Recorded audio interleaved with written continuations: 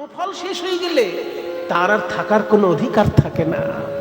দেখবেন ছোটবেলায় স্কুলে শেখায় যে কিভাবে একটা বীজ মাটিতে পুঁতে তাতে জল দিতে হয়, সেই বীজটা থেকে কিভাবে পাতা বেরোয়।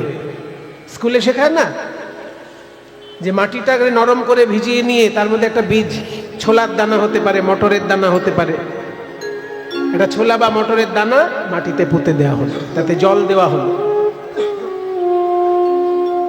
কিছুদিনের মধ্যেই দেখা যাবে সেই মটর বা ছোলার ভেতর থেকে একটা অঙ্কুর বেরোচ্ছে।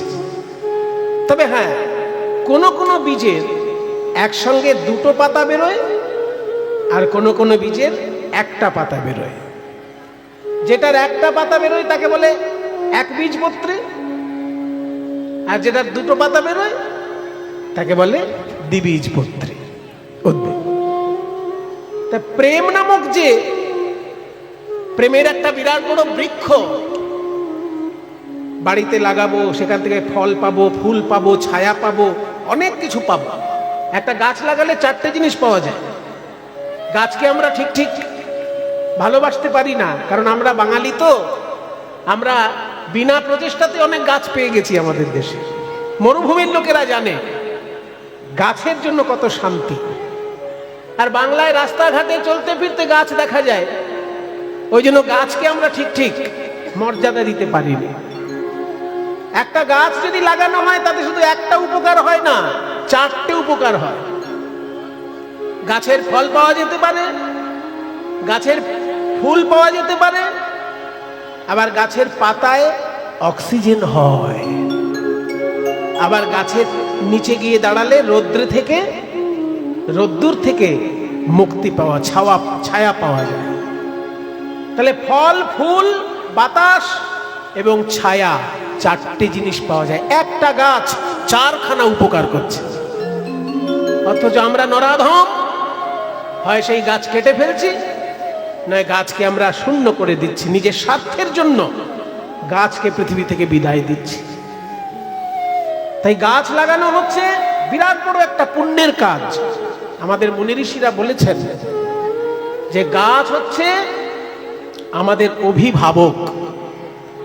অভিজ্ঞান শকুন্তলম বলে কালিদাসের একটা নাটক আছে। কালিদাস, মহাকবি কালিদাস সংস্কৃত ভাষায় নাটক লিখেছিলেন অভিজ্ঞান শকুন্তলম।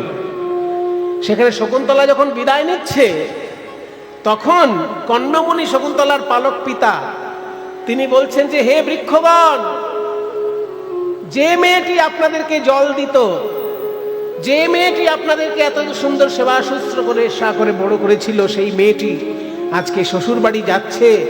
হে বৃক্ষগণ, আপনারাও আশীর্বাদ করুন।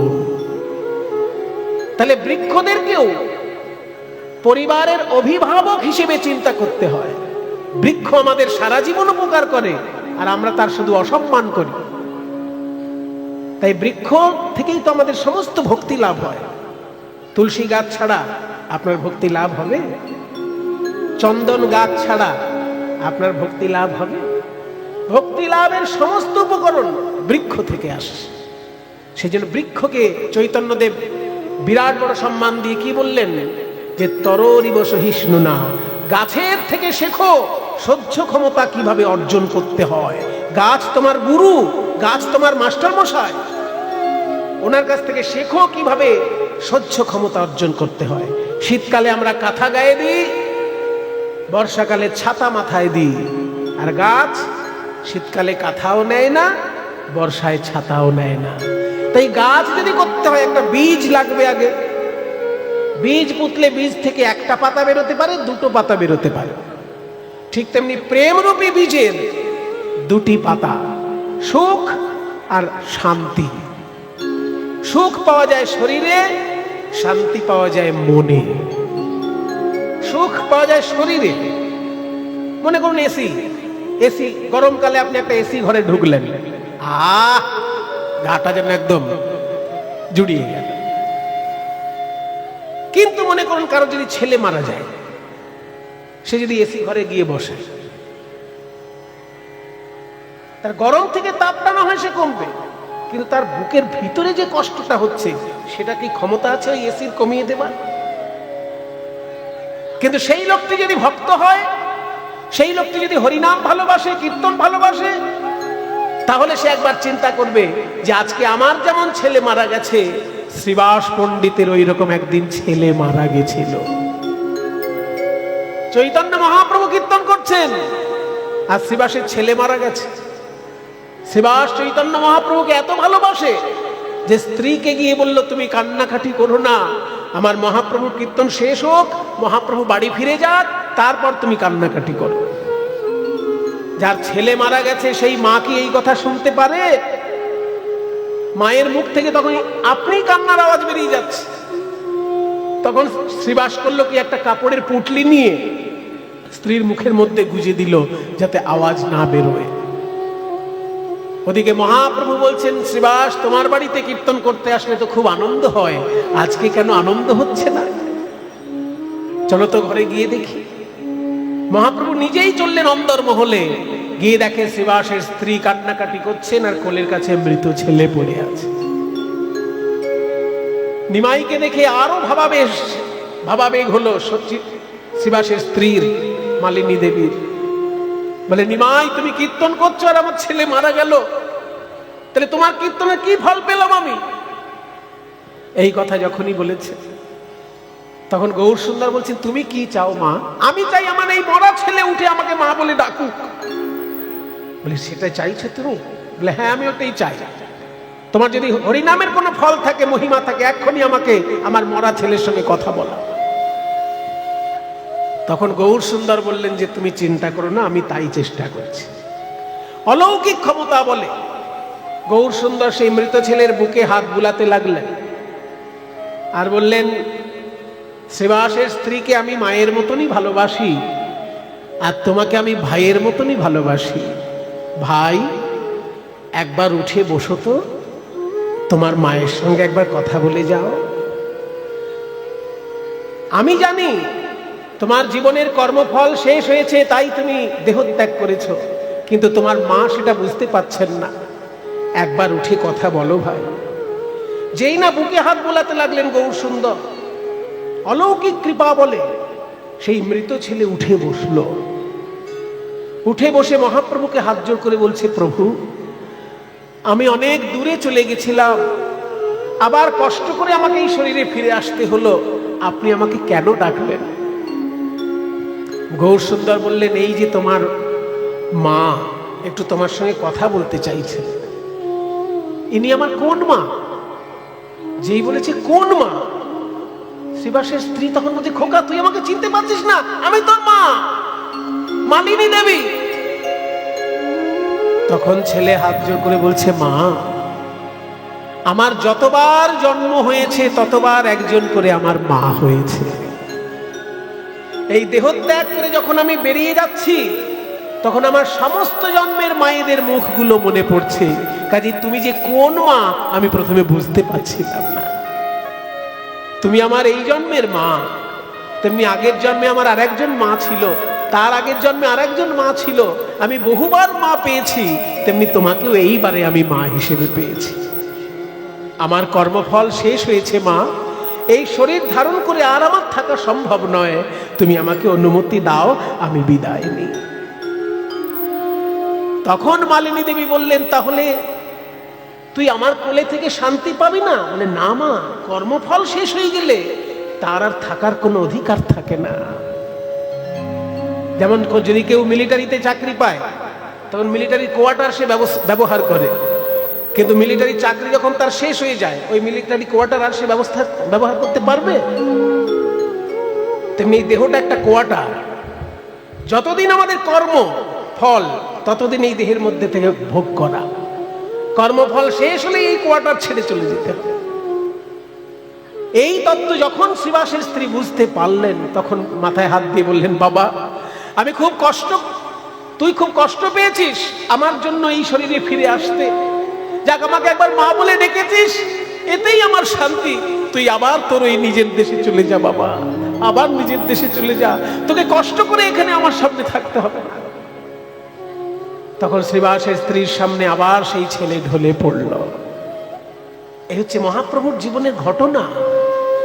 কাজে যদি কারোর ছেলে মারা যায় সে এসি ঘরে গেলে কিন্তু শান্তি পাবে না, হয়তো তাপটা তার কমবে, শরীরে ঘাম ঝরছিল ঘামটা ঝরবে না, কিন্তু এসি ঘরে গেলে সে মৃত্যু ওই পুত্র শোকের কষ্ট থেকে মুক্তি পাবে না। কিন্তু সঙ্গে সঙ্গে যদি শ্রীবাস পণ্ডিতের কথা চিন্তা করতে পারে, যে শ্রীবাস পণ্ডিত এইভাবে পুত্র হারিয়েছিল, সে মহাপ্রভুর চরণ বুকে নিয়ে পুত্র শোক ভুলেছিল, তেমনি আমিও তো গৌরাঙ্গ মহাপ্রভুকে ভালোবাসি, আমিও পুত্র শোক ভুলে থাকব। তাই সুখ হয় শরীরে আর শান্তি হয় মনে। ভালোবাসা থেকে দুটো জিনিসই পাওয়া যায়, সুখও পাওয়া যায়, শান্তিও পাওয়া যায়। কিন্তু জানিস সখী, আমি প্রেমরূপী বীজ পুঁতেছিলাম, তাতে সুখও পেলাম না, শান্তিও পেলাম না। সুখ আর শান্তি দুটো পল্লব, আমার যুগল পল্লব হলো না। প্রেমরূপী বৃক্ষের বীজ থেকে আমি যুগল পল্লব আশা করেছিলাম, শরীরে সুখ আর মনে শান্তি, কিন্তু হলো না। আর প্রেম আমার জীবনে কিভাবে এলো জানিস? প্রতিপদ চাঁদ যেমন উদয় হওয়া মাত্র বিলীন হয়ে যায়, চোখে দেখা যায় না, ঠিক তেমনি প্রতিপদ চাঁদ উদয় হইছে যামিনী, প্রতিপদ চাঁদ প্রতিপদ চাঁদ প্রতিপদ চাঁদ প্রতিপদ চাঁদ প্রতিপদ চাঁদ প্রতিপদ চাঁদ প্রতিপদ চাঁদ পদ চাঁদ প্রতিপদ চাঁদ উদয় জয়ীছে যামিনী, সুখ লব ভই গেয় নৈরাশা, প্রাণ সখী রে সুখ লব হই গেয় নৈরাশা, প্রাণ সখী রে সুখ লব। আমি কৃষ্ণের দর্শন সুখে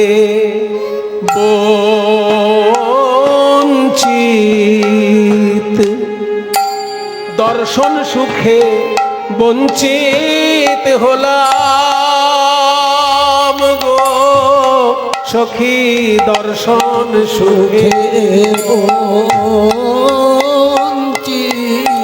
আমার দেখার আশা মিটল না রে, পরশ সুখ দূরে ঠাকুর দেখার আশা মিলল না, পরশ সুখ দূরে ঠাকুর দেখার আশা, আশা মিটল না, পরশ সুখ দূরের কথা দেখার আশা মিটল না রে, পরশ সুখ দূরে কথা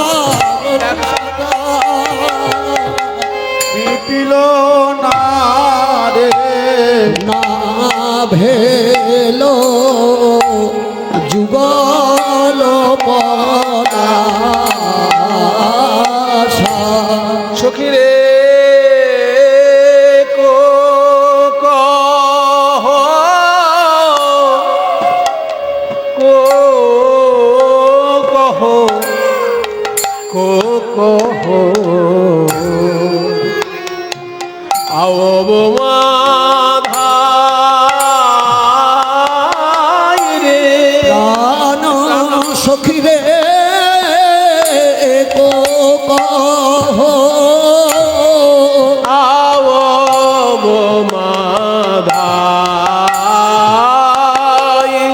প্রাণ সখী রে কো কহ আও মাধাই,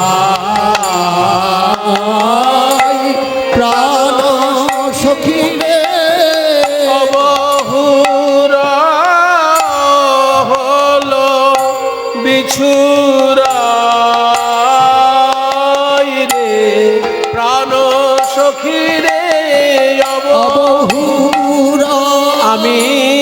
কৃষ্ণ সেবা জানি না, না সেবা জানি না গো,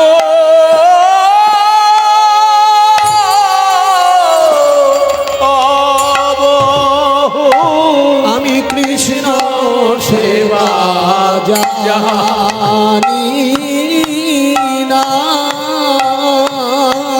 সেবা জানি না, তাই গোবিন্দ হারাইলাম। আমি কৃষ্ণ সেবা জানি না, সেবা জানি না রে, তাই গোবিন্দ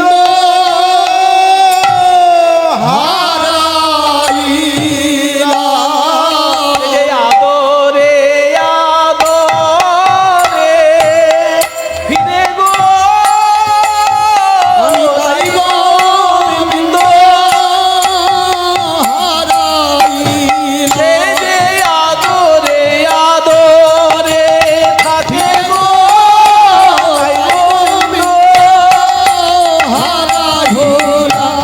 আদরে আদরে থাকে গো, তাই গোবিন্দ হারাইলাম। আহায় আদরে আদরে থাকে গো, আমি তাই গোবিন্দ হারাইলাম। আদরে আদরে থাকে গো, তাই গোবিন্দ হারাইলাম।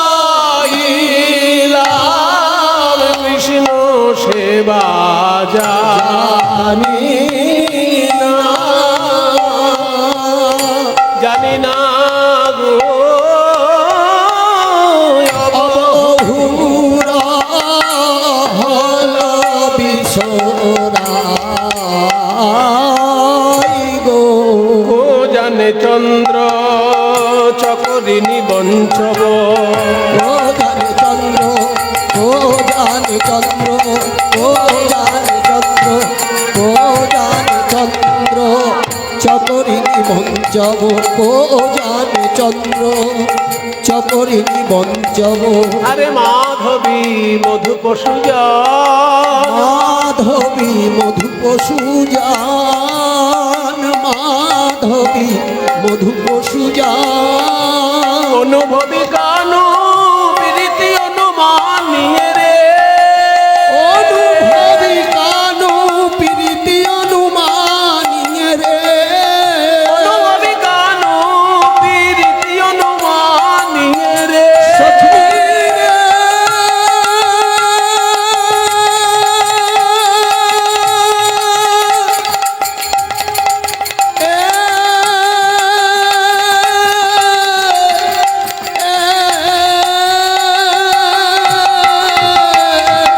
অনুভবী কানু প্রীতি অনুমানিয়ে ঘটন বিহীন রওয়া, ঘটন বিহীন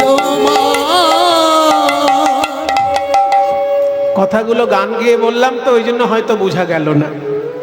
আগেকার দিনের শ্রোতাদের পদ মুখস্থ থাকতো, ওই জন্য তারা গান শুনেই আনন্দ পেতেন। কিন্তু এখনের শ্রোতার তো পদ মুখস্থ থাকে না, ওই জন্য গান শুনেই যে আনন্দ পাবে তা নয়, ব্যাখ্যা করে দিলে তবে আনন্দ পাবে। এবার ব্যাখ্যাটা করি। বলছে কো জানে চন্দ্র চকরিনী বঞ্চব, চকর পাখি চাঁদকে ভালোবেসে পূর্ণিমার রাতে উড়তে উড়তে উড়তে উড়তে উড়তে উড়তে আকাশে চাঁদের কাছে পৌঁছানোর চেষ্টা করে। কিন্তু আপনারা সবাই জানেন পৃথিবীর বায়ুমণ্ডলের একটা সীমা আছে, তাই না? পৃথিবীর বায়ুমণ্ডলের একটা সীমা আছে, তো তারপরে আর পাখি গিয়ে উড়তে পারবে না, কারণ বায়ুমণ্ডলের সীমা পর্যন্ত পাখির ওড়ার ক্ষমতা। তারপরে তো ফাঁকা জায়গায় রকেট ছাড়া কেউ যেতেই পারবে না।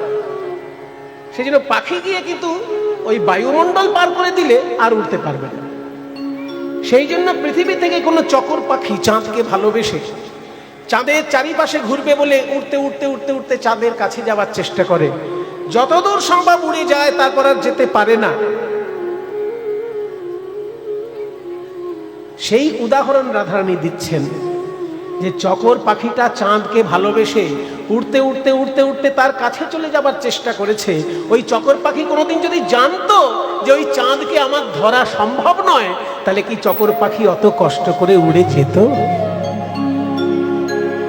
তাই রাধারানী নিজেকে বলছেন চকর পাখি, আর কৃষ্ণকে বলছেন চাঁদ।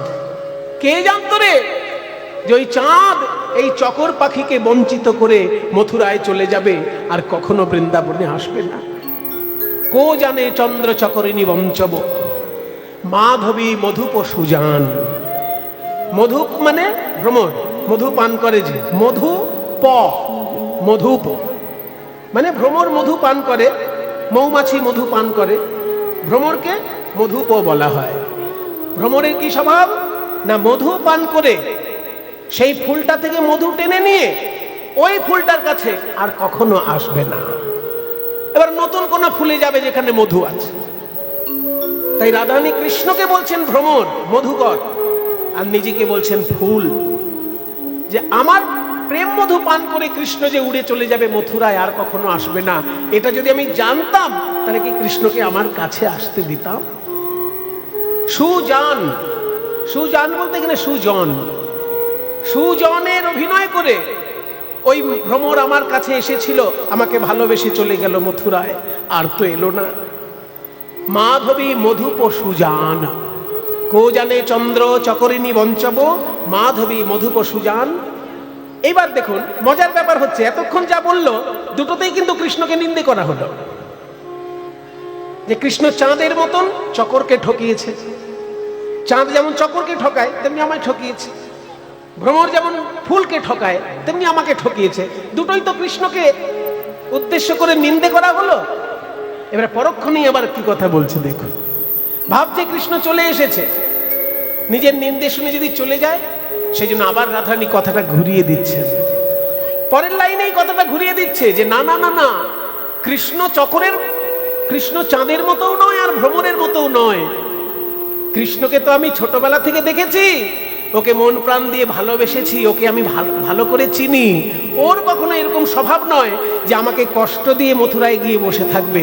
আসলে বিধাতাই বোধহয়, বিধাতা এমন কোন কলকাঠি নেড়েছে যে আমার কৃষ্ণকে বৃন্দাবন থেকে মথুরায় নিয়ে গিয়ে বসিয়ে দিয়েছে। পরের লাইনেই বলছে অনুভবী কানু প্রীতি, অনুভবী কানু প্রীতি মানে কৃষ্ণের প্রেমটাকে অনুভব করে মানিয়ে আমি মনে করছি বিঘটন, এই যে আমার জীবনের দুর্ঘটনা, বিহি নিরমান, বিধাতাই করেছে এই ঘটনা। অনুভবী কানু, এখানে অনুভবী মানে অনুভব করে, অর্থাৎ এক্সপেরিয়েন্স করে। কৃষ্ণের প্রেমকে আমি জীবনে অনুভব করে বুঝতে পারলাম। একটা মানুষকে ভালোবাসলে তার যদি 24 ঘন্টা তার সঙ্গে কথাবার্তা বলা হয়, তার সঙ্গে খাওয়া দাওয়া করা হয়, কি গো 1 বছরের মধ্যে বোঝা যাবে না মানুষটা কেমন? হয়তো 1 ঘন্টার জন্য আপনি একটা মানুষকে দেখলেন, বুঝতে পারবেন না। জ্যোতিষী হলে হয়তো হাত পাত দেখে বুঝে যাবেন, হাত পাত দেখে জ্যোতিষী যদি হন হয়তো বুঝে যাবেন, কিন্তু সাধারণ লোকের তো মানুষ চেনা মুশকিল। কিন্তু কেউ যদি 1টা বছর ধরে কারোর সঙ্গে ঘর করে, তাহলে তো তাকে হাড়ে হাড়ে চিনবে। মায়েরা যেমন বাবাদেরকে হাড়ে হাড়ে চেনে। তাই রাধারানী বলছেন যে আমি তো সেই ছোটবেলা থেকে কৃষ্ণকে দেখছি। পুতনা বধ করেছে, অঘাসুর বধ করেছে, বকাসুর বধ করেছে, গিরিগোবর্ধন ধারণ করেছে, কালীও দমন করেছে, সারা জীবন সমাজ কল্যাণমূলক কাজ করেছে, মানুষের উপকার করেছে। সে কখনো পারে একজনকে কষ্ট দিয়ে মথুরায় গিয়ে বসে থাকতে? কাজে কৃষ্ণের এটা স্বভাব নয় যে আমাকে কষ্ট দিয়ে মথুরায় গিয়ে বসে থাকবে। নিশ্চয়ই বিধাতা মাঝখান থেকে কোনো কলকাঠি নেড়েছে যে কৃষ্ণকে আমার কাছ থেকে দূর করে দিয়েছে। অনুভবী কানু প্রীতি, অনুমানিয়ে আমি অনুমান করছি, বিঘটন এই যে আমার জীবনের ঘটনা, বিহি নিরমান, বিধাতা নির্মাণ করেছে, বিধাতা করেছে এই কাণ্ড, কৃষ্ণ নয়। তাই এবার বিধাতার প্রতি আক্ষেপ করছেন। এবার যেটা বলছি চৈতন্য চরিতামৃত থেকে বলছি, এতক্ষণ বৈষ্ণব পদাবলী থেকে বলছি, এবার চরিতামৃত। ওরে বিধি অকরুণ, ওরে বিধি অকরুণ দেখাইয়া কৃষ্ণানন, ওরে বিধি অকরুণ দেখাইয়া কৃষ্ণানন, নেত্র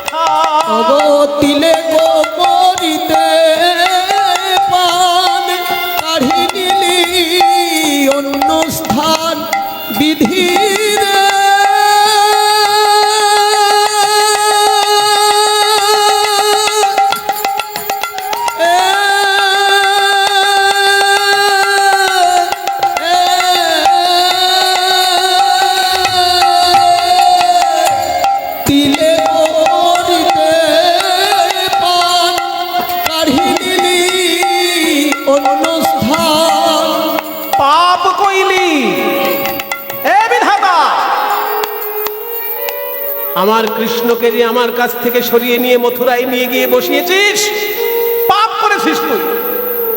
কি পাপ করা? কাউকে কিছু দান করে যদি সেটা কেড়ে নেওয়া হয়, সেটা একটা পাপ। মায়েরা কিছু মনে করবেন না। মনে করুন আপনি একজন গায়কের গান শুনে ভালোবেসে তাকে 100 টাকা দিলেন, আবার একটু পরে তার কাছ থেকে টাকাটা ফেরত নিয়ে দিলেন। আমার জীবনেই ঘটেছে বাবা। এমন একটা জায়গায় গান ছিল, বলবো না, সেই গ্রামের নাম বললে সবাই জেনে ফেলবে, তো সেটা খারাপ হবে।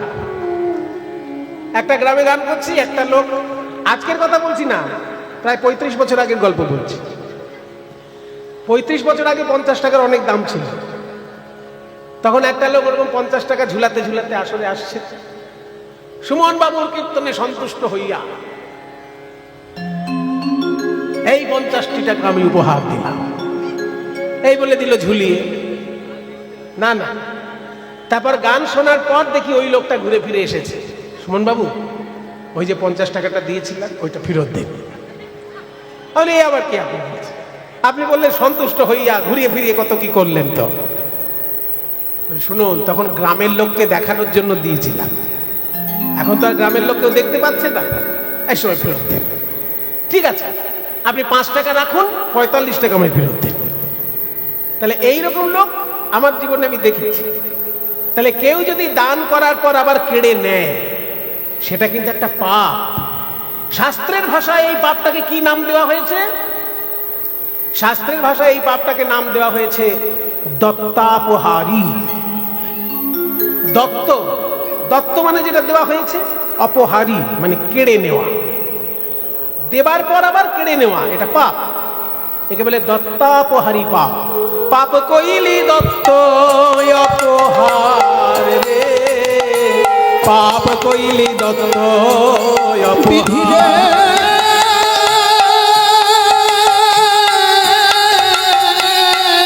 পাপ কইলি দত্ত অপহার, পাপ কইলি দত্ত অপহার।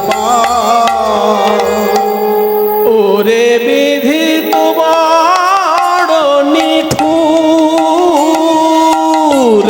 ওরে বিধি তোমার নিঠুর। বলি অন্যান্য দুর্লভ জন, অনন্য দুর্লভ জন প্রেমে করাস সম্মিলন। ওই অনন্য দুর্লভ জন প্রেমে করা সম্মিলন।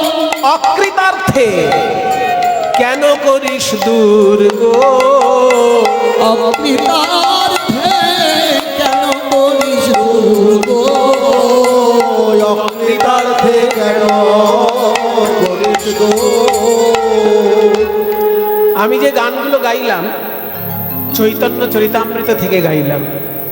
আর চৈতন্য চরিতামৃতে কৃষ্ণদাস কবিরাজ যেটা লিখেছেন না, এটা ভাগবতের একটা শ্লোকের অনুবাদ করেছেন। এই অংশটা আসলে ভাগবতের শ্লোকের অনুবাদ। শ্লোকটা কি? অহো বিধাতস্তব নকচিদ্বয়া সংয়োজ্য মৈত্রিয়া প্রণয়েন দেহিনা তাংশাকৃতার্থান বিজুনংসি অপার্থকম বিচেষ্টিতং তে অর্ভগ চেষ্টিতং যথা।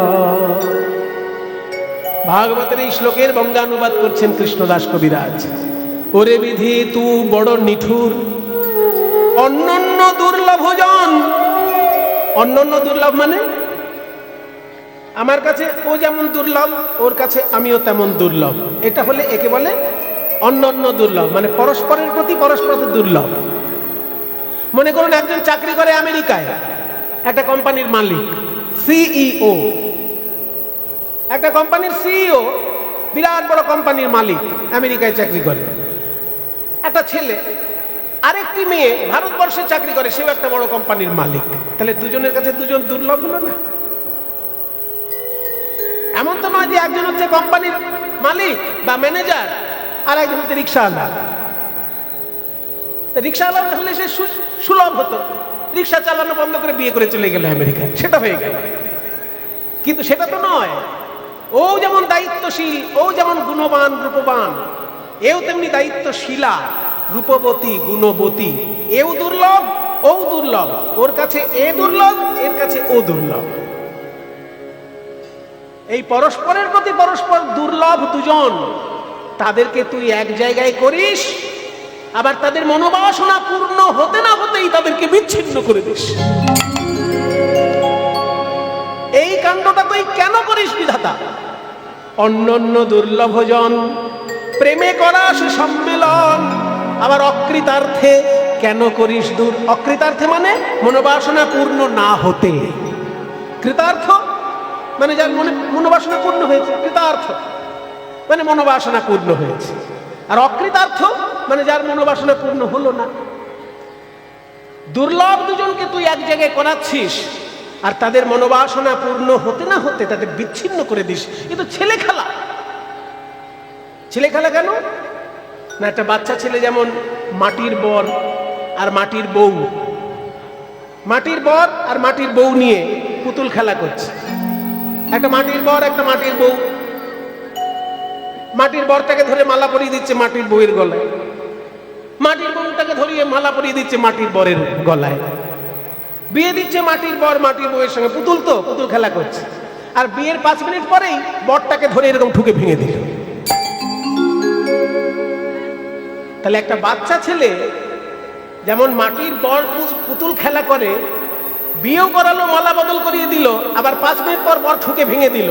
ওই বাচ্চা ছেলের কি বোঝার ক্ষমতা আছে যে বিয়ের 5 মিনিটের মধ্যে যদি কারোর বর মরে যায় তার অবস্থাটা কি হয়? কোন নারীর যদি বিয়ে হয় আর 5 মিনিটের পরে যদি তার বরটা মরে যায়, তাহলে সেই নারীর অবস্থাটা কি হয়? এটা কি বোঝার ক্ষমতা ওই বাচ্চা ছেলের আছে? নেই বলেই তো সে বরটাকে ঠুকে ভেঙে দিল, নাহলে ভাঙতে পারত না। তেমনি ওরে বিধাতা, তুই সেই কাণ্ড করছিস, আমার গোবিন্দের সঙ্গে আমাকে মিলিত করেছিস। গোবিন্দ আমার কাছে দুর্লভ, আমিও গোবিন্দের কাছে দুর্লভ। কারণ কৃষ্ণ যেমন রাজপুত্র, নন্দ রাজার ছেলে, আমিও তেমনি বৃষভানু রাজার মেয়ে, আমি রাজকন্যা। আমিও রাস্তাঘাটে যাত্রার সঙ্গে কথা বলতে পারি না, আমার একটা মান মর্যাদা আছে। কাজে আমার কাছে ও দুর্লভ, ওর কাছে আমি দুর্লভ। দুজনকে তুই মিলিত করলি, কিন্তু আবার কিছুক্ষণ পরেই আমাদের মনোবাসনা পূর্ণ না হতেই বিচ্ছিন্ন করে দিলি। শিশুর মতো কাজ করছিস তুই। পাপ কইলি দত্তই অপহার। তাই এই আমার জীবনের ঘটনা দেখে মনে হয় বিধাতা এই কাণ্ড করেছে। কৃষ্ণের এমন স্বভাব নয়, বিঘটন বিহীনির মন। কিন্তু ওরে ললিতা, যে কৃষ্ণের জন্য আমি এত ব্যথা পেলাম জীবনে, ভাবলাম সেই কৃষ্ণ ভুলে যাওয়াই ভালো, ভুলে যাওয়াই ভালো। কিন্তু আমার প্রাণ বোঝে না, আমার এই পাপ পরাণ বারে বারে সেই কৃষ্ণের কথাই চিন্তা করে আর কষ্ট পায়। বলে পাপ পরাণ আনো নাহি জানো তো, পরানো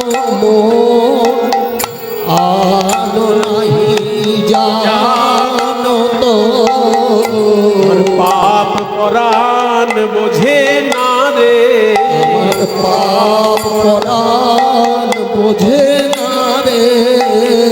এত দুঃখেও কৃষ্ণ নাম ভোলে না, পাপ পরাণ বোঝে না রে। এত দুঃখে কৃষ্ণের নাম ভোলে না, বলে কৃষ্ণ কৃষ্ণ বলে কাঁদে।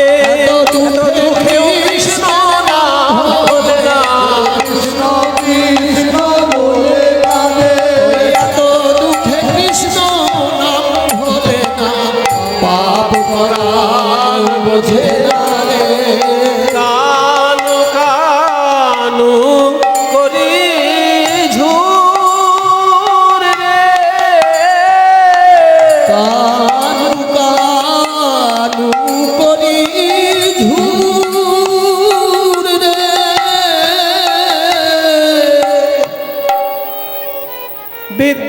বিদ্যাপতি কহ এইবার আমি বলবো আপনাদের, আমি গানটা যখন শুরু করেছিলাম বলেছিলাম কীর্তনের ইতিহাসে এই গানটি এমন একটি গান যে দুজন পদকর্তা লিখেছেন।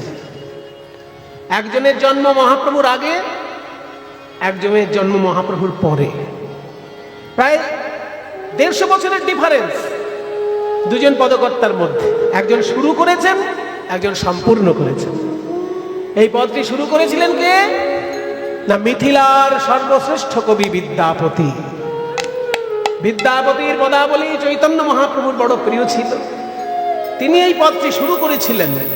আর গোবিন্দ দাস বর্ধমান জেলার শ্রীখণ্ড গ্রামে গোবিন্দ দাস জন্ম নিয়েছিলেন। সেই গোবিন্দ দাস যখন বড় হলেন, মিথিলায় গেছিলেন বিদ্যাপতিকে সম্মান জানাতে। বিদ্যাপতি তখন সশরীরে ছিলেন না, কারণ চৈতন্যদেবের পরে জন্ম নিয়েছেন গোবিন্দ দাস। আর বিদ্যাপতি তো চৈতন্যদেবের আগেই পরলোক গমন করেছেন, কিন্তু বড় কবি বলে সেই কবিকে সম্মান করতে গেছিলেন। যাওয়াতে বিদ্যাপতির যেসব অসম্পূর্ণ গান সেগুলো মিথিলা থেকে এনেছিলেন। বিদ্যাপতি যেসব গান শুরু করেছিলেন সম্পূর্ণ করতে পারেননি, সেই গানগুলো এনে গোবিন্দ দাস সম্পূর্ণ করে নিজে শেষে বিদ্যাপতির নামও লিখেছেন, নিজের নামও লিখেছেন। দেখুন, যারা বড় মানুষ হয় তাদের কখনো চুরি বিদ্যা থাকে না। তারা কারোর কাছ থেকে কিছু পেলে অকপটে সেটা স্বীকার করেন। এই পদটা যদি গোবিন্দ দাস শুধু নিজের নামটা লিখতেন, তাহলে তো আমরা জানতেই পারতাম না যেটা শুরু করেছে বিদ্যাপতি আর গোবিন্দ দাস সম্পূর্ণ করছে। পদটা শেষ করার সময় বিদ্যাপতির পদ গোবিন্দ দাস সম্পূর্ণ করছেন, তাই শেষে যখন নাম লিখছেন আগে বিদ্যাপতির নাম লিখছেন, তারপর নিজের নাম লিখছেন গোবিন্দ দাস। বিদ্যাপতি কহ নিকরুণ মাধব, বিদ্যাপতি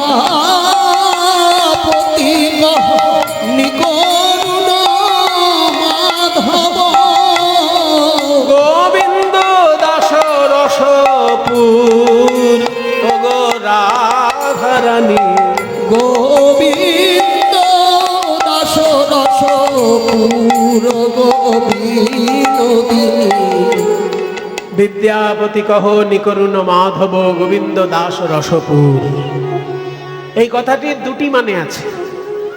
একটা মানে হলো বিদ্যাপতি বলছেন মাধব নিকরুণ, তার করুণা নেই, তাই তো রাধারানীর মতো রাজকন্যাকে কাঁদিয়ে তিনি মথুরায় চলে গেলেন।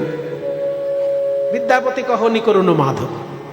আর গোবিন্দ দাস বলছেন না না, মাধব আমার নিকরুণ নয়, রসপুর, রসের পুর যেন আমার গোবিন্দ।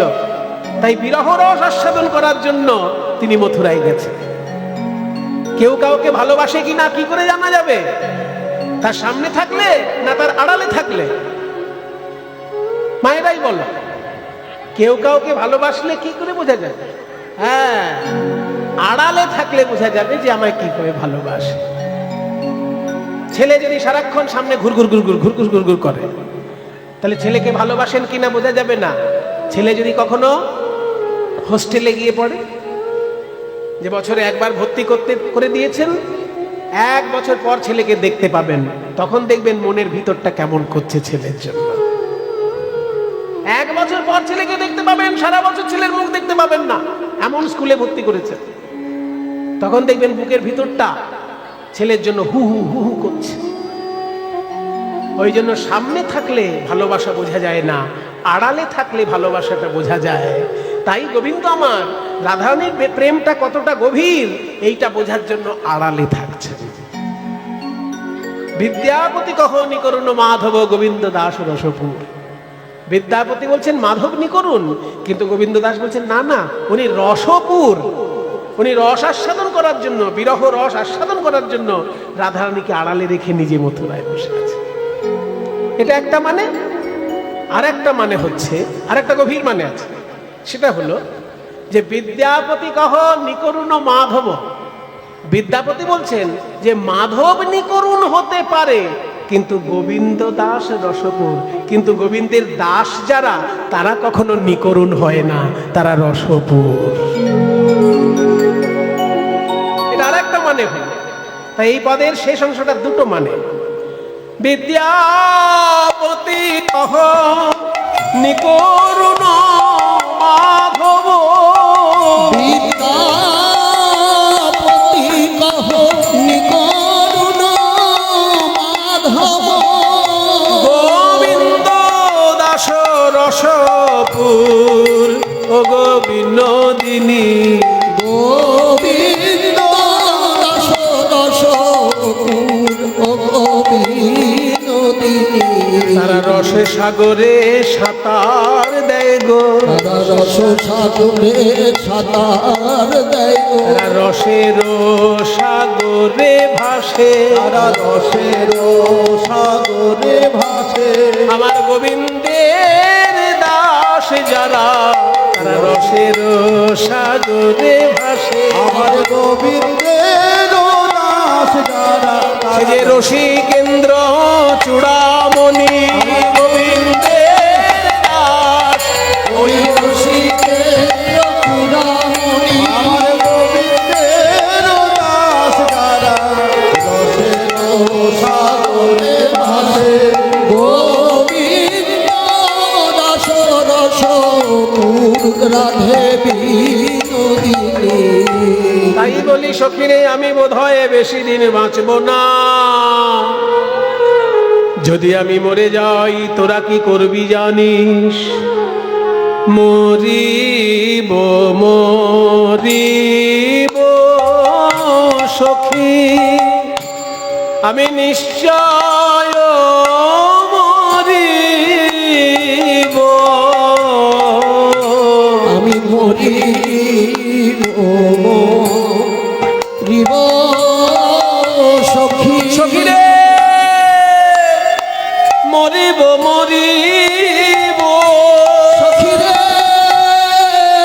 মরিব মরিব, এ দেহে আর কি কাজ আছে, আমি মরিব মরিব, আর কি কাজ আছে, যে দেহ কৃষ্ণ সেবায় লাগলো না রে, বলি হেরার কি কাজ আছে, মরিব মরিব সখী, আমি নিশ্চয় মরিব,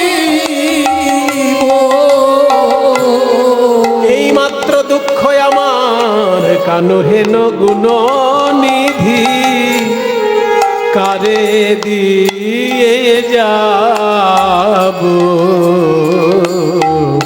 কারে দিয়ে যাব, আমার কানু হেন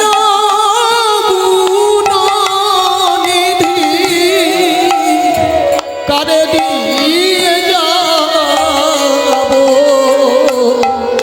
কারে দিয়ে যাব, আমার কানু কারে দিয়ে বাজাবো, আমার কানু কারে দিয়ে বাজাব, বলো কৃষ্ণ সেবা কে বা জানে, আমার কানু কারে দিয়ে বাজাবো, আমার কৃষ্ণ সেবা কে বা জানে, আমার কানু কারে দিলে বাজাবো, কৃষ্ণ সেবা কে বা জানে, সেবা জানলে সেবা যাবে কেন, কৃষ্ণ সেবা খেয়াল করুন কথাটা, কে বা জানে সেবা জানলে সেবা যাবে কেন, কৃষ্ণ সেবা কে বা জানে সেবা জানলে সেবা যাবে কেন, আমার কৃষ্ণ সেবা এবা জানে, সেবা জানলে সেবা যাবে কেন, আমার কানু কারে দিয়ে বাজাব, ললিতা বিশাখা চিত্রা, চম্পকলতা, রঙ্গদেবী, সুদেবী, তুঙ্গবিদ্যা, ইন্দুরেখা, তোমরা যতেক সখী থেকো মধু সঙ্গে। তোমরা যতেক সখী থেকো মোর সঙ্গে। মরণকালে কৃষ্ণ নাম লিখে দিও অঙ্গে। মরণ কালে কৃষ্ণ নাম লিখে দিও অঙ্গে। কৃষ্ণ নাম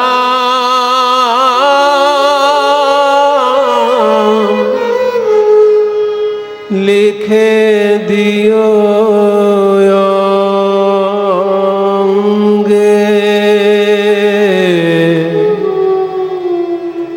কৃষ্ণ নাম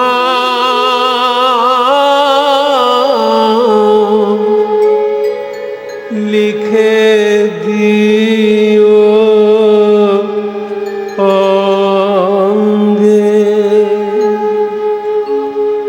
না পোড়ায় রাধায় অঙ্গ, না ভাষায় জলে। না পোড়ায় রাধায় অঙ্গ, এই পোড়া দেহ আর কি পুড়াবি।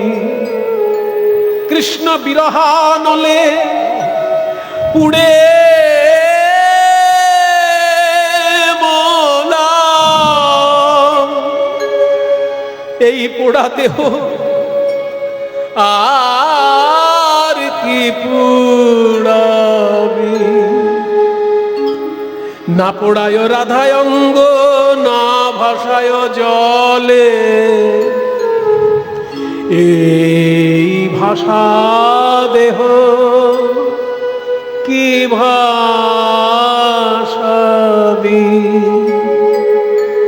দিবানিশি নয়ন জলে ভাসি, এই ভাষা দেহ কি ভাষাবি। দিবানিশি নয়ন জলে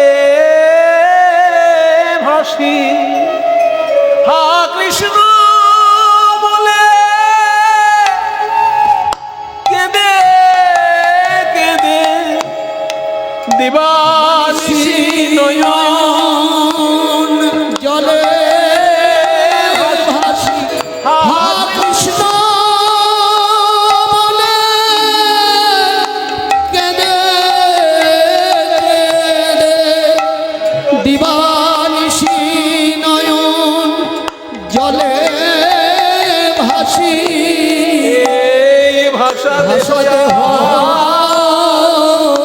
কি ভাষাবি। মরিলে বাঁধিয়া রেখো তমালে ডালে। ওগো মরিলে বাঁধিয়া রেখো ওই তমালে ডালে। রাধে রাধে, এত গাছ থাকতে তমাল গাছ, আম গাছ, জাম গাছ, জামরুল গাছ, কত মিষ্টি মিষ্টি ফলের গাছ, আর তুই বলছিস তমাল গাছ? কালো দেখতে ওর ডালপালা, ডালপালা কালো, সেই জন্যই তো আমার ভালো লাগে। আমি তমাল বড় ভালোবাসি, আমি তমাল বড় ভালোবাসে। আমার কৃষ্ণ কালো, ওই তমাল কালো। আমি তমাল বড় ভালোবাসি, আমার কৃষ্ণ কালো আর তমাল কালো। তাই তো তমাল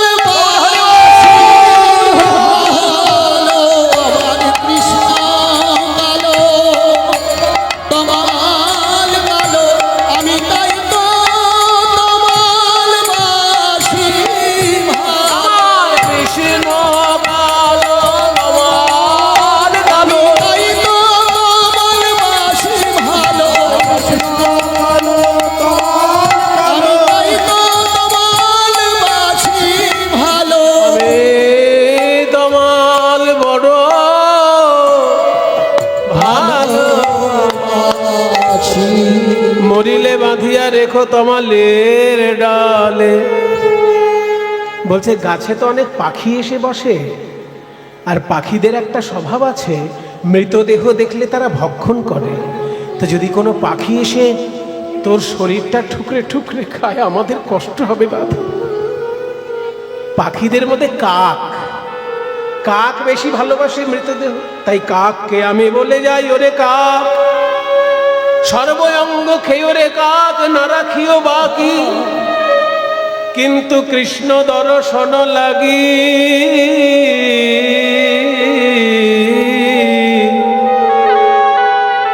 রেখো দুটি আঁখি। আমার সর্বঙ্গ খেয়ে ফেলবি কাক, আমি তোকে কিছু বলবো না, কিন্তু আমার নয়ন দুটি যেন রেখে দিস। কাক বলছে, ওগো রাধে, আমরা তো পক্ষী জাতি, এই তো মোদের ধারা, সর্বঙ্গ খাবার আগে খাই চোখের তারা। চোখের তারা খেতে আমরা ভালোবাসি। দেখবেন রাস্তাঘাটে কোথাও কুকুর বিড়াল মরে পড়ে থাকলে দেখবেন যখন কাক এসে ঠুকরে খায়, আগে চোখ দুটোকে উপড়ে খেয়ে নেয়।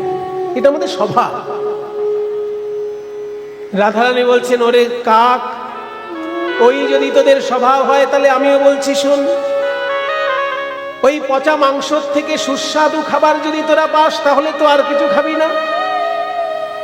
তোদেরকে আমি আশীর্বাদ করলাম, তোরা কৃষ্ণ প্রেম পান কর, কৃষ্ণ প্রেম পান কর, ক্ষুধা তৃষ্ণা দূরে যাবে, কৃষ্ণ প্রেম পান কর, কৃষ্ণা দূরে যাবে, তোদের পক্ষে জনম ধন্য হবে, ক্ষুধা তৃষ্ণা দূরে যাবে,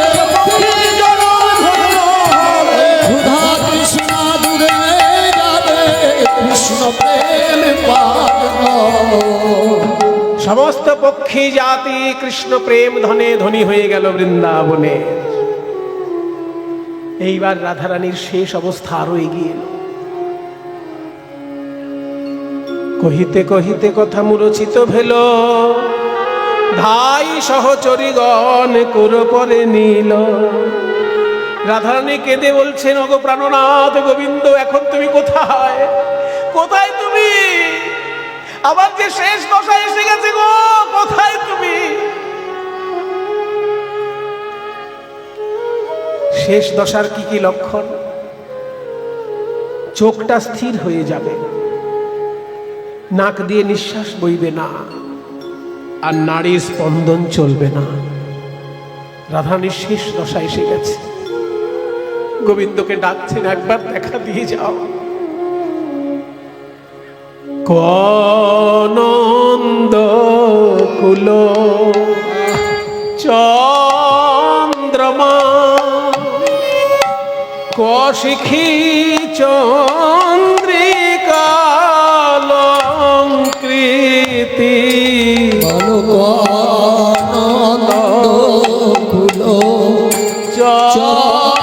চন্দ্রমা, কশিখী চন্দ্রিকালঙ্কৃতি। এবার যে গানটি শোনাচ্ছি মায়েরা, এটা একটা সংস্কৃত গান। এর লেখক শ্রী রূপ গোস্বামী পাদ, জয়রূপ সনাতন ভট্ট রঘুনাথ, শ্রীজীব গোপাল ভট্ট দাস রঘুনাথ।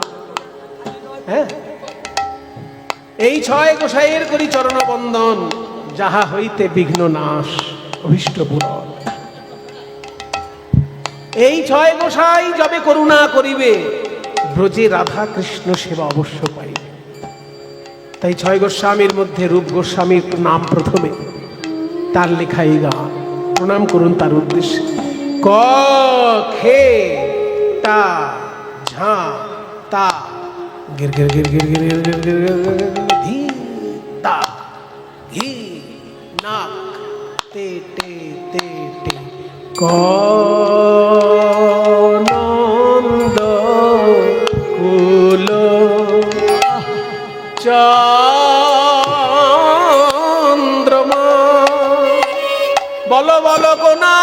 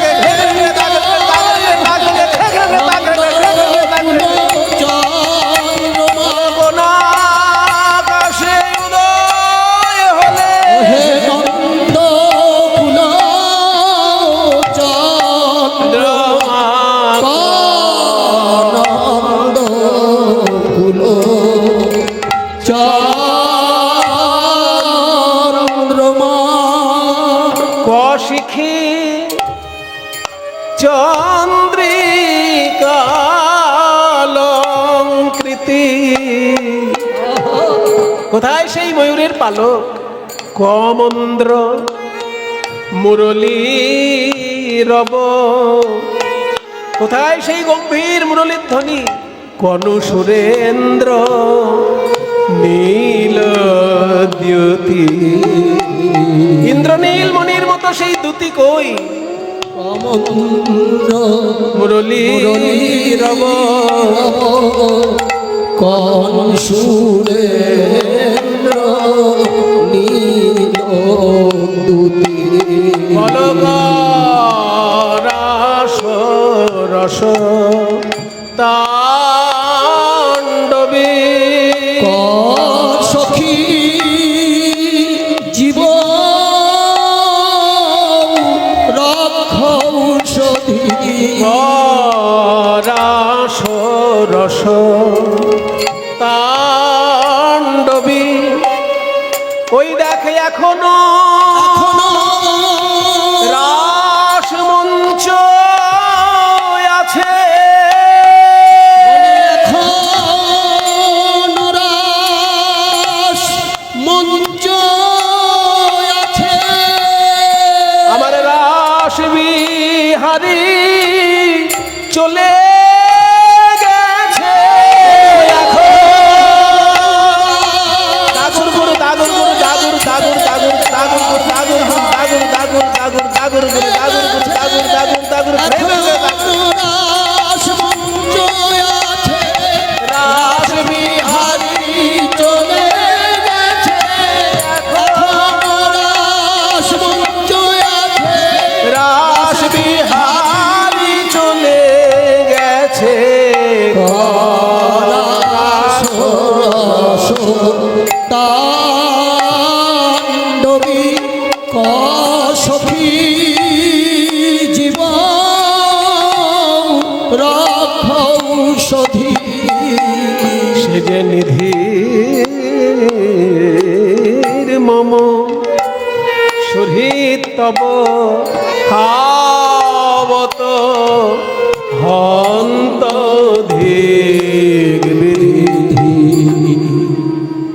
রাধারানীর শেষ দশা দেখে সখীগণ বললেন আর দেরি করা যাবে না, এক্ষুনি বৃন্দাদুতিকে পাঠাতে হবে মথুরায় কৃষ্ণকে বুঝিয়ে, কাকুতে মিনতি করে যদি কৃষ্ণকে আনতে পারে। তাই রাধে, আমি এক্ষুনি যাব মথুরায়, তুই একবার মুচকি হাস। বলে হাসবো কি করে, এত বছর কান্নাকাটি করার পর হাসতে পারবি না? এই ললিতা, একটু হাসা তো রাধারানীকে। তখন ললিতা করেছে কি, এত বড় একটা বাঁশ, এত বড় একটা বাঁশ নিয়ে বাঁশি করে দাঁড়িয়েছে, আর ওই বিকৃত নড়বড়ে কৃষ্ণ রূপ দেখে রাধারানী একটুখানি হেসে ফেলেছে। বলছে আমার বেশি হাসি লাগবে না, ওই যে একটু হাসি দেখলাম আমার কার্যসিদ্ধি হবে। কারণ কাঁদা বদন দেখে যাব, কি বলিতে কি বলিব,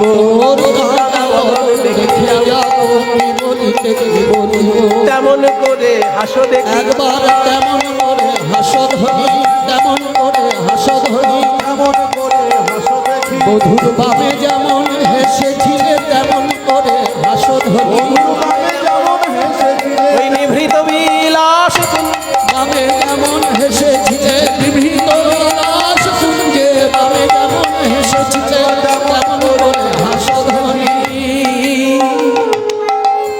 তাই আজকে ধৈর্যং রহু ধৈর্যং রাই ধরি যাও রহু ধরি যাও, গচ্ছং মথুরাবে, রাই ধরি যাও রহু ধরি যাও, মম গচ্ছং মথুরাবে, ঢুণ্ডব পুরী প্রতিব্রত,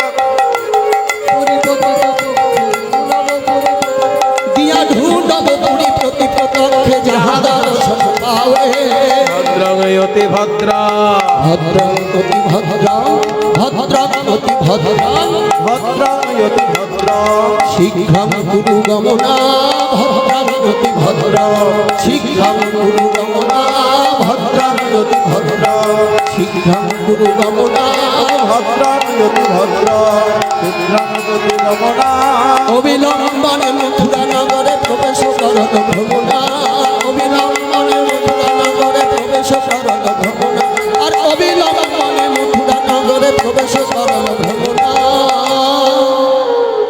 গ্রাম থেকে শহরে এসছে তো বৃন্দাদুতি, তাই শহরের মতন পোশাক আশাক পরে এসেছে যাতে কেউ গ্রামের লোক বলে মনে না করে।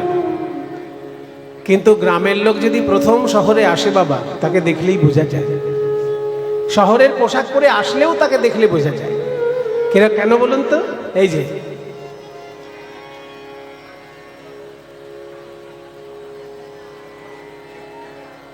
15 তলা, 16 তলা, 17 তলা, 18 তলা, 19 তলা, মানে যখন বড় বড় বাড়িগুলো হাঁ করে গুনতে থাকে তখন দেখলে বোঝা যায় গ্রাম থেকে শহরে এসেছে। তাই এক বৃন্দাবতীকে ওই অবস্থায় দেখে মথুরাবাসিনী একজন বলছে, এই দেখ একটা মেয়ে এসেছে, কি সুন্দর, দেখে মনে হচ্ছে যেন আকাশের পরী নেমে এসেছে। কিন্তু হাঁ করে রাজবাড়ির দিকে তাকিয়ে আছে, রাজবাড়ি দেখেনি কখনো। আয় ওকে একটুখানি জিজ্ঞেস করি ওর নাম ঠিকানা। এই যে পরিচয়ে বলো সতী, কি নাম, কোথা বসতি, হেথায় আগতি কি কারণে, যে হয় তোমার রূপ লাবণ্যা, মনে হয় রাজকন্যা, সেই ধন্যা যেত বোজননী। বৃন্দাবতী বলছে, বাবা আমার পরিচয় জিজ্ঞেস করছে আর ওই কবিতা করবে? হ্যাঁ, আমিও কবিতায় উত্তর দেব। এই শোনো, আমার রূপ দেখেই যদি তোমরা মনে করো আমি রাজকন্যা, তাহলে আমি যার চরণের দাসী তাকে দেখলে তো অজ্ঞান হয়ে পড়বে। নহি আমি রাজকন্যা নই, রাজকুমারীর দাসী হই, ঘর আমার হয় ব্রজপুরে। হলো রাজকুমারীর অচিন ব্যাধি, খুঁজিতে তার মহৌষধি, আসিয়াছি এ মথুরাপুরে। ও, তার মানে রাজা রানীর যে দাসী তার এই রূপ, তাহলে সেই রাজকন্যা কিরকম রে? তা রাজকন্যার রোগ হয়েছে বলে মথুরায় এসেছো কেন? তোমাদের গ্রামে কোনো ডাক্তার বৈদ্য নেই?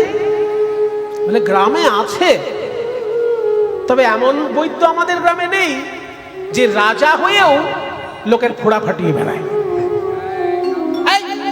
কি সব কথা বলছে? আমাদের রাজার কি পয়সার অভাব যে লোকের ফোড়া ফাটিয়ে বেড়াবে?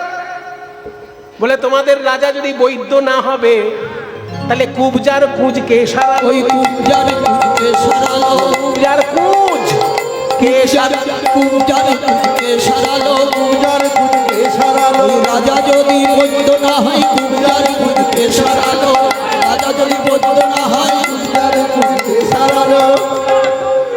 কুবজা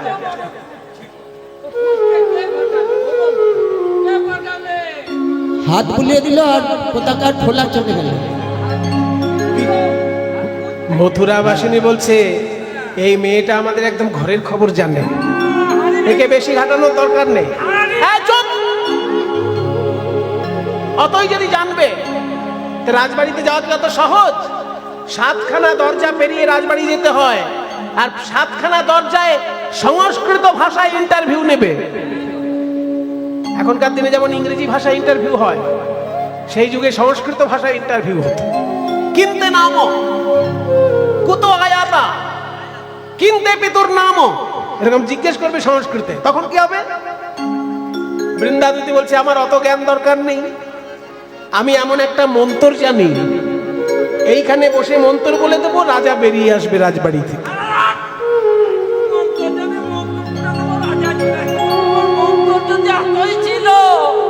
তাহলে ঘরে বসে মন্ত্র প্রয়োগ করতে পারলো না, চলে যেত রাজা। বলছে মন্ত্র যদি জানো তাহলে বাড়িতেই বলতে পারতো। বলে আমার মন্ত্রের একটা বিধি নিষেধ আছে। আমার মন্ত্র যে রাজার উপর প্রয়োগ করব, সেই রাজা যদি নদীর ওপারে থাকে তাহলে কাজ হবে। তা আমি তো যমুনা নদী পেরিয়ে এসেছি, এইবার আমি মন্ত্র বললেই রাজার গায়ে গিয়ে লাগবে। রাজা যদি নিজে নাও আসে, আমার জন্য পালকি পাঠিয়ে দেবে। বিশ্বাস হচ্ছে না? তাহলে আমি মন্ত্র বলি। বৃন্দাবতী যদি বাহু তুলে রাধা রানীর জয়ধ্বনি দিতে লাগলেন, বলো বৃন্দাবন বিলাসিনী রাধে, বৃন্দাবন বিলাসিনী রাধে, রমণী মুকুটমণি রাধে, রমণী মুকুটমণি রাধে, কোথায় অষ্টসখীর শিরোমণি রাধে, কোথায় অষ্টপতি শিরোমণি রাধে, শ্যামবদ্ধ বিলাসিনী রাধে, বিলাসিনী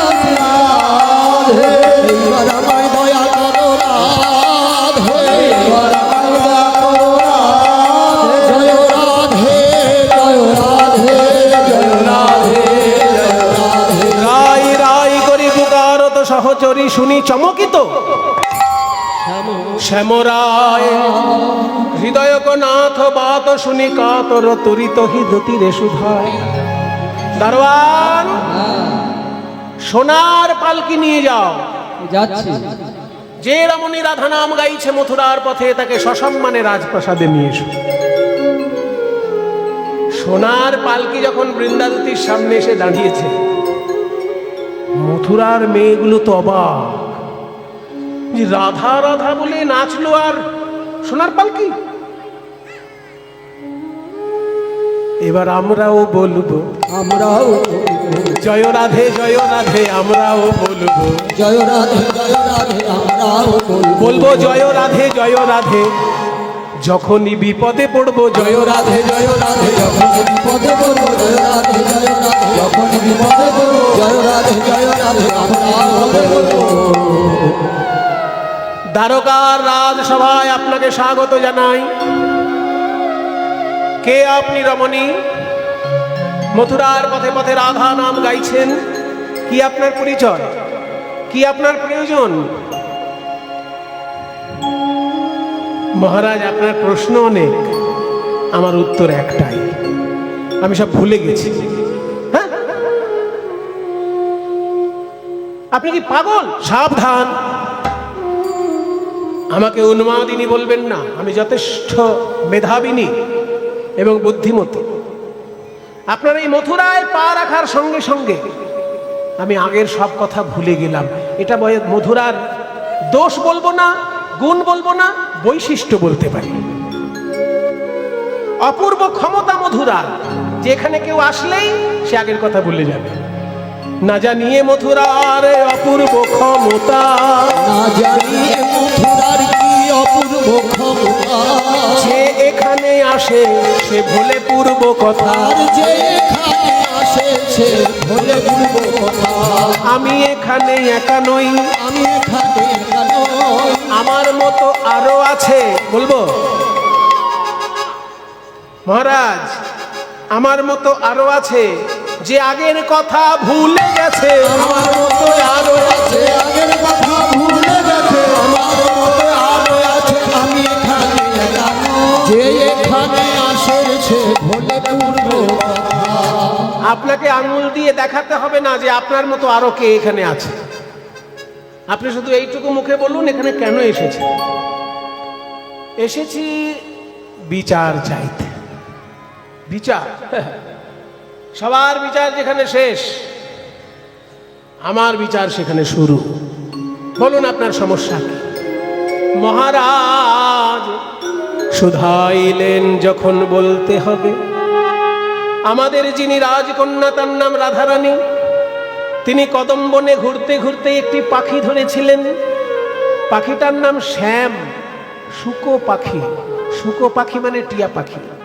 ছিল শ্যাম শুকো পাখি, সুন্দর নিরখি, রাই ধরিল নয়ন ফান। মহারাজ ছিল শ্যাম শুকো পাখি, সুন্দর নীলক্ষী, রাই ধরিল নয়ন ফাঁদে। তারে হৃদয় পিঞ্জরে রাখিতাম সাদরে।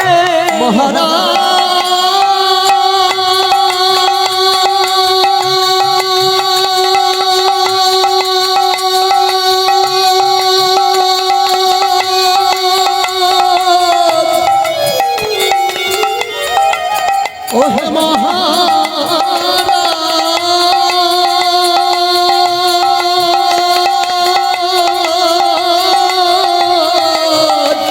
তারে হৃদয় পিঞ্জরে রাখিতাম সাদরে। পিঞ্জরে রাখিতাম সাগরে, মনহিষি কলে বেঁধে। হৃদয় পিঞ্জরে রাখিতাম সাদরে, মন ইছি খলে বেঁধে। হৃদয় পিঞ্জরে রাখিতাম সাদরে, মন ইছি খলে বেঁধে। আমরা বৃন্দাবনের মেয়ে তো, কেউ না খেয়ে থাকলে আমরা দেখতে পারি না। আমরা ওই পাখিটাকে খাবার দিতাম। আর তাকে বুলি শিখাতাম। তারে প্রেম সুধা নিধি দিয়ে, তারে প্রেম সুধা নিধি দিতা, তারে প্রেম সুধা নিধি দিয়ে, তারে প্রেম সুধা নিধি দিয়ে, তারে প্রেম সুধা নিধি দিয়ে। পাখি পেট ভরে খা। এবার বুলি বলতে দেখি, খেয়েছিস? বুলি বলতে দেখি। রাধা, একটু জোরে বল। রাধা, রাধা, রাধা। বুলি শিখিয়েছি। তারে পুষি পালি শিখাইলাম বুলি, তারে পুষি পালি শিখাইলাম বুলি, পাখি ডাকি তো শ্রী রাধা বলে, পাখি ডাকিত শ্রী রাধা বলে। সে যে রাধা বয়ান জানতো না গো, সে যে রাধা বয়ান জানত না। ওহে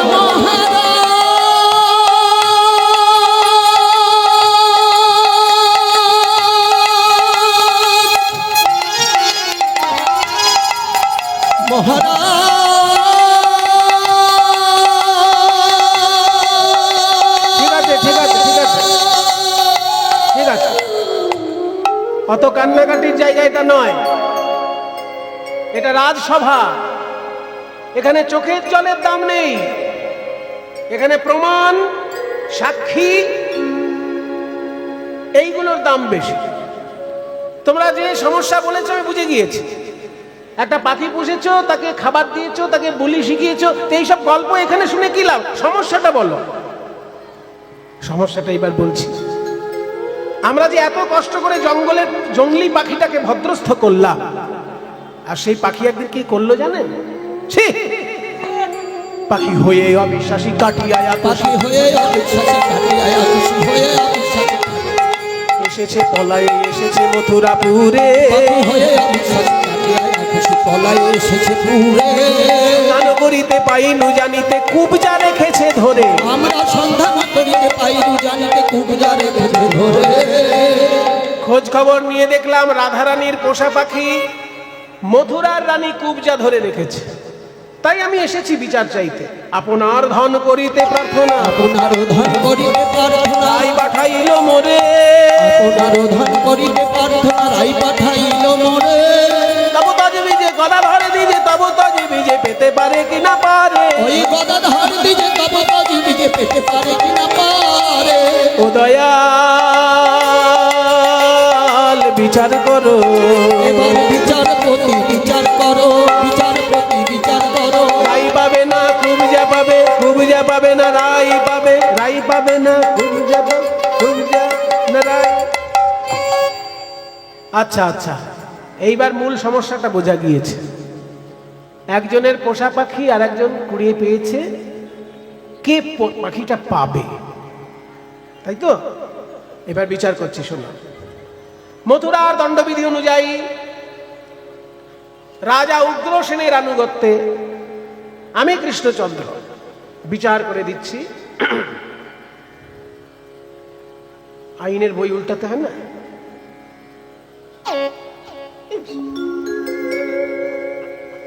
বিচার করছি। পাখি হলো ভগবানের সৃষ্টি জীব, ভগবানের সৃষ্টির উপরে সবার সমান অধিকার। যেমন পাকিস্তানের বাতাস যদি ভারতে আসে তো ভারতবাসী নিঃশ্বাস নেবে না, বা ভারতের বাতাস যদি পাকিস্তানে যায় পাকিস্তানের লোক নিঃশ্বাস নেবে না। কাজে বাতাস যতক্ষণ ভারতে ততক্ষণ ভারতের, যেই পাকিস্তানে গেল অমনি পাকিস্তানের। ঠিক তেমনি পাখি ভগবানের সৃষ্টি, সে যখন যে দেশের উপর দিয়ে উড়িয়ে যাবে তখন সেই দেশের। তোমরা পাখি ধরেছিলে, বলি শিখিয়েছো, খাইয়েছো, সব গল্প শুনে লাভ নেই। তোমরা ধরে রাখতে পারোনি। পাখি যখন উড়ে এসেছে, এই দেশের রানী যদি ধরে ঠিকঠাক করে রেখে দিতে, যত্নে রেখে দিতে পারে, পাখি এই দেশের পাখি পাবে। ভগবানের সৃষ্টি জীব। যেই না এই কথা বলেছে, এতক্ষণ ঘোমটা ছিল বৃন্দাদুতির মাথায়, এইবার ঘোমটা সরিয়ে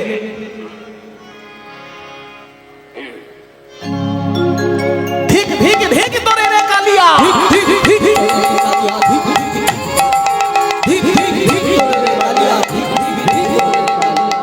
কুবুদ্ধি দিল ধিক ধিক ধিক করে কালিয়াকে তোর কুবুদ্ধি দিল কে বাসেতে ছিল প্রীতি করিতে কে বসেছিল প্রীতি করিতে মনে যদি এত ছিল আর কে বসেছিল প্রীতি করিতে মনে যদি এত ছিল কিছু মনে করো না।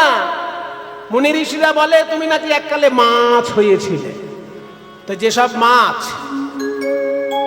বড় হয়ে গিয়ে গভীর জলে চলে যায় তাদের আর উপরে ওঠার ক্ষমতা থাকে না, তখন ওই যেসব খাবার পচতে পচতে নিচে নামে সেইগুলোই খায়। গভীর জলের মকার ওই যেমন অগাধ জলের মকর যেমন না বুঝে তিত কি মিঠ, অগাধ জলের মকর যেমন না বুঝে তিত কি মিঠ রস পায়স চিনি পরিহরি চিটাতে আদরে এত, আর সুরস পায়স চিনি পরি হরি চিতাতে আদর এত সুরস পায়স চিনি পরি হরি চিতাতে আদর এত আমার চিটে গুড়ে মন মজেছে, চিটে গুড়ে মন মজেছে ক্ষীর পায়েস রুচবে কেন চিটে গুড়ে মন মজেছে। ক্ষীর পায়েস রুজবে কেন চিটে গুড়ে মন মজেছে চণ্ডীদাস ফলে দেনের বেদন চণ্ডীদাস ধানে মোদের বেদন কহিতে পরাণ ফাটে গো,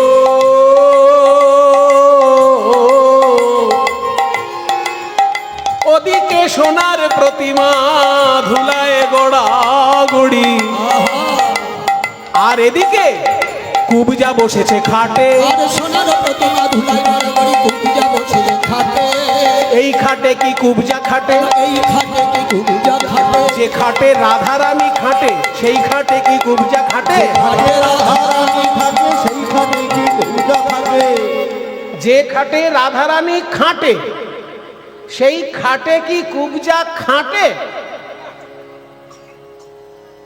আপনারা তো বলছেন না, কিন্তু এখন আমার মনে হচ্ছে আমরাই ভুল করেছি রাধারানীকে তোমার পাশে বসিয়ে। এখন তো দেখছি বাঁকায়ে বাঁকায়ে মিলেছে ভালো, বাঁকায় বাঁকায় মিলেছে ভালো ও কুবুজার বন্ধু ও কুবজার বন্ধু তুমি কেমন করে পাশরিলে রাই মুখ ইন্দু, তুমি কেমন করে পাশরিলে রাই মুখ ইন্দু নিজ চণ্ডীদাসে ভনে নিজ চণ্ডীদাসে ভাবে তুমি ব্রজে গেলে গালি দেব যতই আছে মনে, তুমি ব্রজে গেলে গালি দিব এখানে আর কি বলিলাম ব্রজে গেলে গালি দিব এখানে আর কি বলিলাম ব্রজে গেলে গালি দিব এখানে আর কি বলিলাম ব্রজে গেলে গালি দিব যতই আছে মনে নিজ চণ্ডীদাস ভাবে নিজ চণ্ডীদাস ভাবে প্রিয়া যদি মান করি করয়ে ভৎসন বেদস্তুতি হইতে তেহ হরে মর্ম। বৃন্দাদতি তুমি আর আমায় কষ্ট দিও না। এবার বলো আমার মা যশোদা কেমন আছে, আমার নন্দ বাবা কেমন আছে, আমার শ্রীদাম সুদাম আর তোমাদের মধ্যমণি ওই রাইধনী।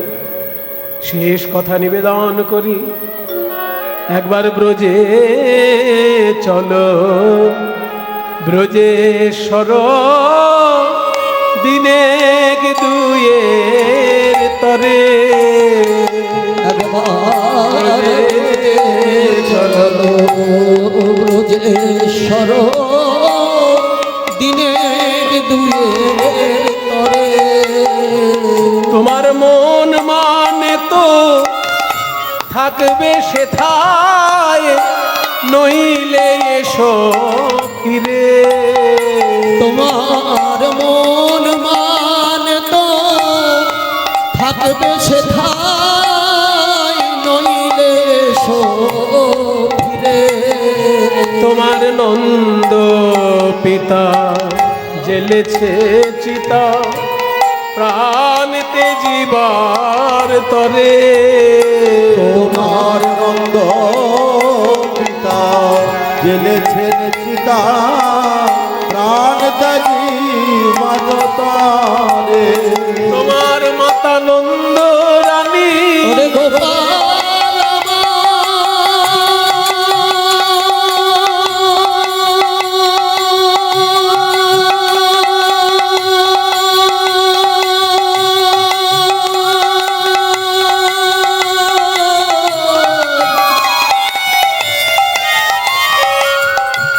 দুঃখ নিয়ে মায়ের কোলে ফিরে আয়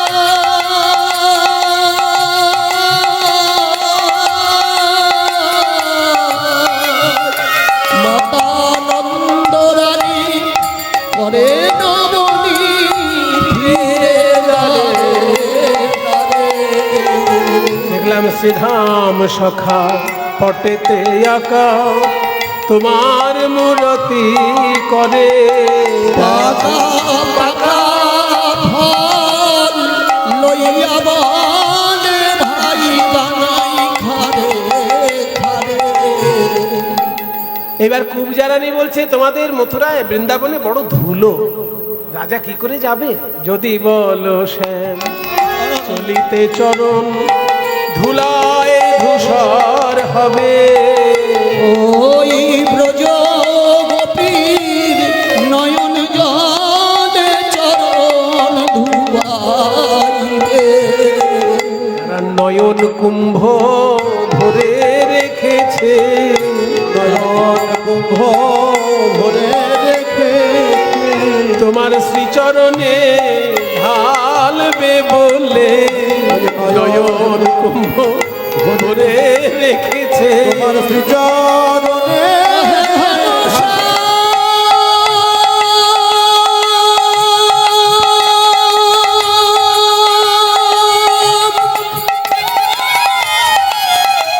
তোমার দর্শনে ব্রজ গোপী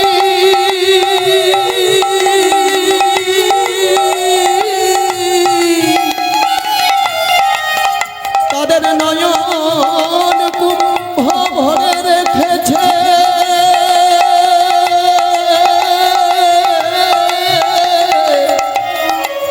যখন তুমি ব্রজে যাবে ওহে ঘনশ্যাম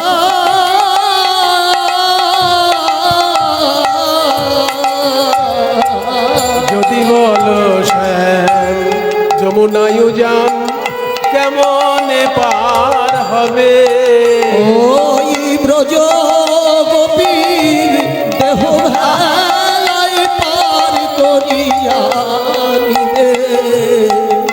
এই কথা শুনে গোবিন্দ আর থাকতে পারলেন না, বললেন দুতি তুমি বৃন্দাবনে হও আগুসার, মাতা পিতার চরণে জানাও আমার কুশল নমস্কার। তখন বাঁধিতে বাঁধিতে চূড়া তিলক হইল মোরা, বাঁধিতে বাঁধিতে চূড়া তিলক হইল মোরা, অবসর নাহি বাসিনীতে, অবসর বাসিনীতে। মানে এত তাড়াহুড়ো লেগে গেছে গোবিন্দের, নুপুরটা পড়তে ভুলে গেল। নুপুর বিহনে পায়ে অমনি চলিয়া যায়, নুপুর বিহনে পাই অমনি চলিয়া যায়। তো ধরা বাঁধিতে বাঁধিতে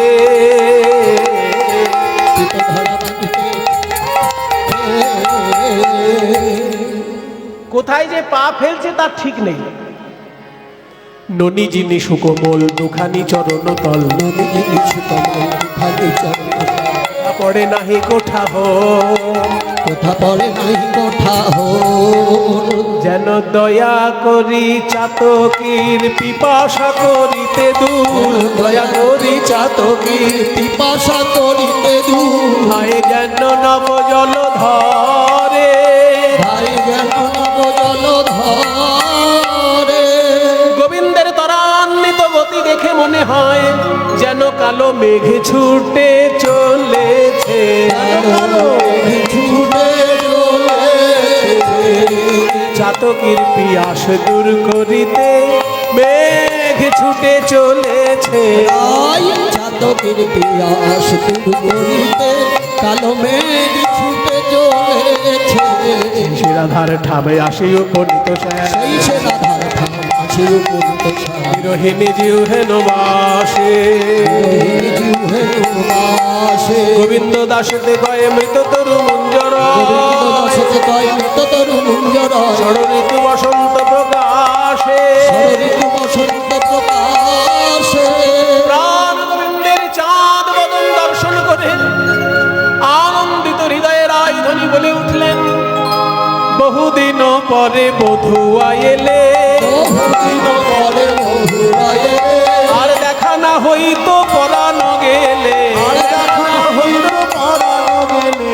দুঃখিনীর দিন দুঃখেতে গেল, মথুরা নগরে ছিলে তো ভালো, নিজ দুঃখ মোরা কিছু না গনি, আমরা তোমার কুশলে কুশল মানি, তোমার বাঞ্ছা করি না হে আত্মেন্দ্রিয় প্রীতি বাঞ্ছা করি না হে আত্মেন্দ্রিয় প্রীতি বাঞ্ছা করি নাই হে আত্মেন্দ্রিয় প্রীতি ওই কৃষ্ণেন্দ্রিয় প্রীতি বিনা আত্মেন্দ্রিয় প্রীতি বাঞ্ছা করি এখন গগনে উদয় হোক চন্দ আর মলয় পবন বহুক মন্দ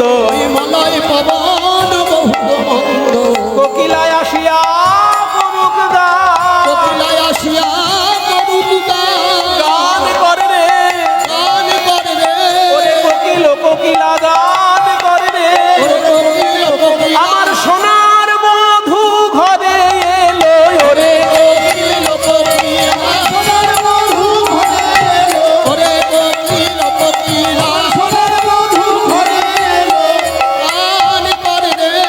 ভ্রমরা ধরুক তাহার তান এবার বাসুলিয়া দেশে কহে চণ্ডীদাসে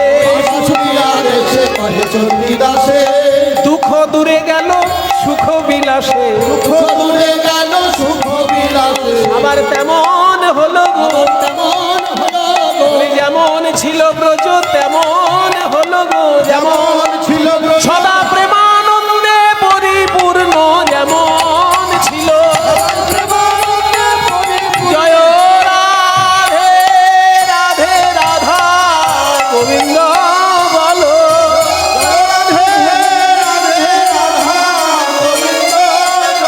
জয় রাধে রাধে রাধা গোবিন্দ বলো জয় রাধে বলো হরে কৃষ্ণ কৃষ্ণ কৃষ্ণ হরে হরে হরে রাম রাম রাম হরে হরে কৃষ্ণ কৃষ্ণ কৃষ্ণ হরে হরে হরে রাম রাম রাম হরে হরে কৃষ্ণ কৃষ্ণ কৃষ্ণ হরে হরে হরে রাম রাম হরে কৃষ্ণ কৃষ্ণ কৃষ্ণ হরে হরে হরে রাম রাম রাম হরে জয় রাধে